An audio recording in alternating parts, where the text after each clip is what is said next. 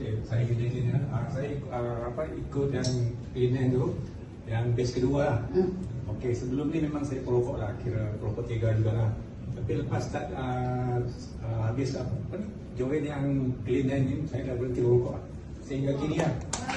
Saya dah merokok lagi.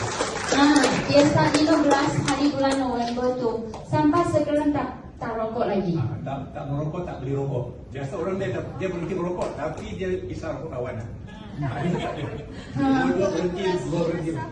Tak rasa nak. Tak rasa merokok lagi lah. Kopi hilang. Ya betul. Boleh ke? Encik boleh tahan ke bila tak rokok tu?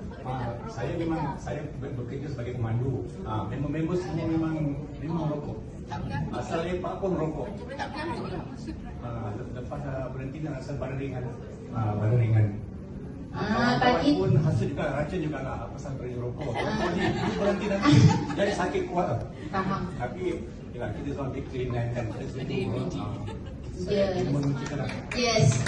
Okay, tapi kalau perempuan, ni bukan habit rokok tu memang susah nak tanggalkan kan.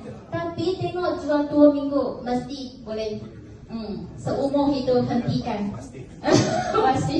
Ada sesiapa kat sini kita bagi 1-2 orang.